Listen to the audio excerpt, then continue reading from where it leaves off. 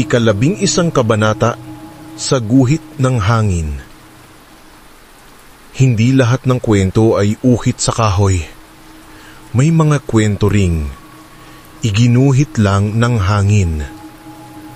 Madaling mawala, pero hindi kailanman nawala.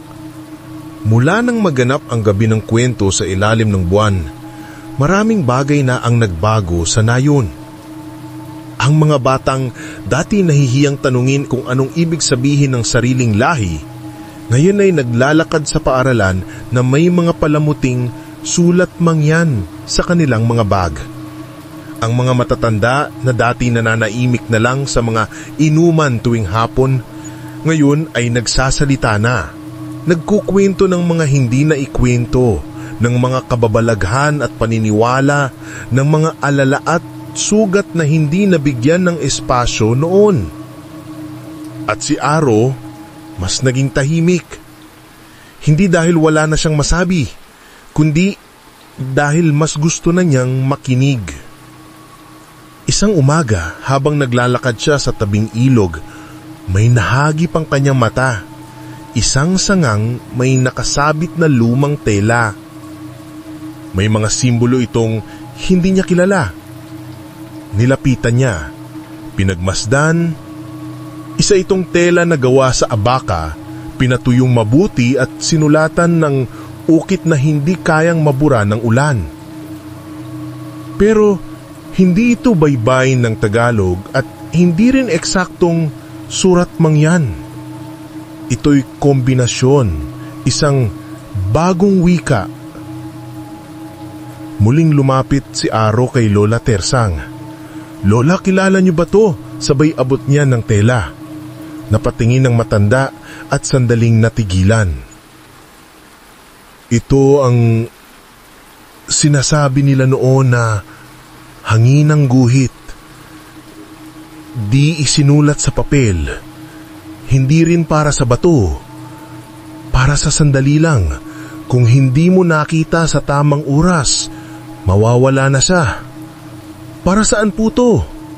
Para sa mga kwentong hindi dapat ikulong sa isang anyo lang. Kwentong isinisiguro ng paligid, ng puno, tubig, hayop, ulap. Mga kwento ng hangin." Pag-uwi, napaisip si Aro, kung may mga kwentong isinusulat sa hangin, paano kung masyado na tayong busy para marinig sila? Kinabukasan, naglunsad siya ng isang bagong proyekto kasama ang mga bata. Guhit hangin, isang storytelling walk. Isang lakad sa bundok kung saan sa bawat lugar na titigilan ay may isang kwento. Pero walang binabasa. Walang teksto, walang screen. Tanging hangin, salita, at pakikinig lang. Sa unang paglalakad nila, dinala niya ang mga estudyante sa lugar kung saan siya unang nakakita ng si Binahay. "Naririnig niyo ba?" tanong niya habang pinapapikit ang mga bata. Tahimik, hangin lang, dahon, hampas ng sanga, huni ng ibon. Tapos, nagsimula siyang magsalita. Kwento ng isang batang nangarap maging bahagi ng kwento. Kwento ng isang gubat na may puso. Kwento ng isang ukit na ginawa sa loob ng dibdib ng isang taong hindi sigurado kung sino siya.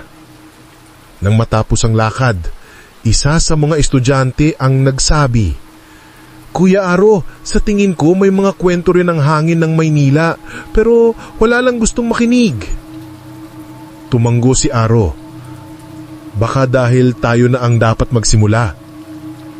Simula noon, bawat Sabado may guhit hangin walk.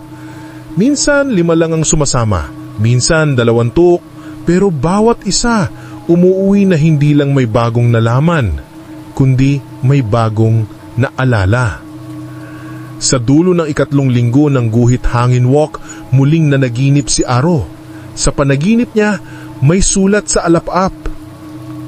"Ang kwento mo, hindi dito magtatapos." Kung naramdaman mong may mga kwento rin sa paligid mo na pilit ng pinatatahimik, i-share mo itong video na ito at mag-comment ka, ano ang huling bagay na sinabi sa'yo ng hangin? Abangan ang 12 kabanata, panata ng mga nawawala.